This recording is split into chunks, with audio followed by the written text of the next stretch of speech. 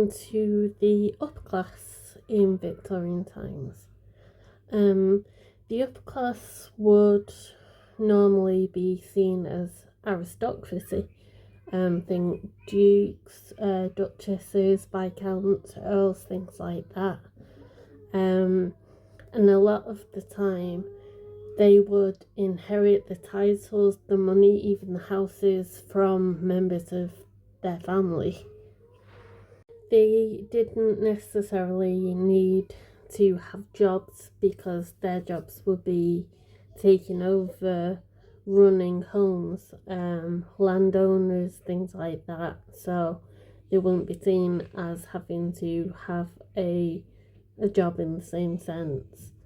And they would live in much bigger houses, and they would have servants, and their life would be a lot more easygoing, as you would see in the other classes.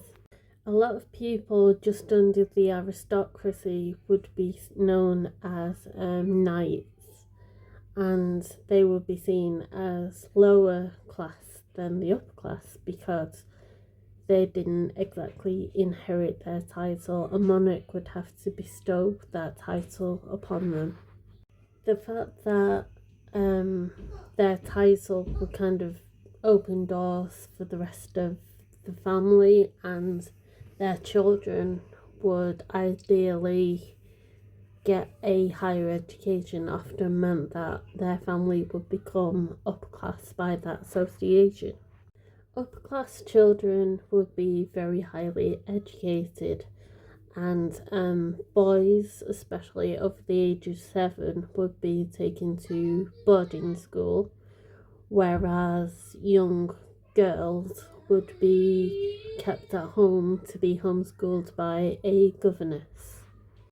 The boys would come back from boarding school, and they would be well practiced in taking over the running of the house, and the girls would be a lot more educated in marrying someone in a similar social circle than, as what they were, and becoming good parents and raising children to be, it went in a big circle.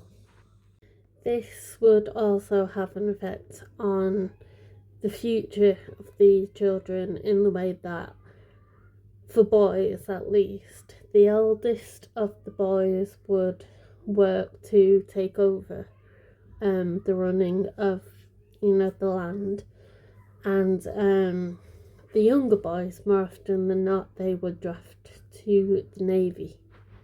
In the upper class, a lot of the time children were raised by nannies, governesses, and things like that, more than they were raised by the parents, who would be much more busy with the political agenda for the men. A lot of the men would go to the House of Lords, and they would be involved from that aspect. A lot of the time, if they wanted to spend time with the parents, the children, it would be more scheduled, so they would see them during the dinner hours. They would see them for a few hours during the afternoon, things like that, times when families would be together, and the rest of the time was spent with the people hired to take care of them, which understandably meant that they built quite a bond with them.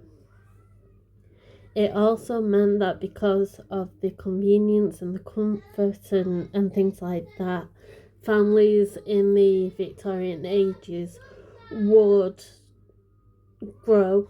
There would be quite a lot. There were some families with upwards of 12 children. Understandably, this meant that the upper class as well, leisure times were a lot different. Seasons, which is something we'll get to a bit more in other videos, was something that a lot of upper classes would be involved with, and a lot of the houses were actually used for the seasons as well. They were open for them. and think of things such as opera, theatre, things like that, which was very difficult to afford, would be very easily afforded, and would be something as well where they could expand the social circle and talk to other families of higher political standing, and it would actually help in the way of them becoming higher up in the social circle too. So I would say in conclusion, when you look at the lower class, the middle class and the upper class, the main thing that you do see is a lot of the time men were seen as breadwinners. Although in the lower classes, a lot of the time the women would strive to do that work too, because they would need to live. And marriage wasn't as common in the lower class, and sometimes the middle class as well. The chance for education did get higher up, and it must have been very hard for people striving to get into being in the upper class. It would be very difficult because they wouldn't be able to run in the same circles.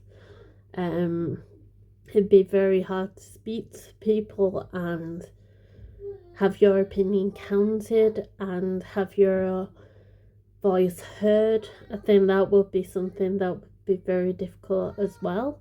So I do think status, it mattered a lot in those times, even though times have changed now and the way people see things has changed now. I think it did have a big impact back then too. So I do apologise for all the noise. It's weekend and my daughter is having a lot of fun. So I hope you enjoyed it.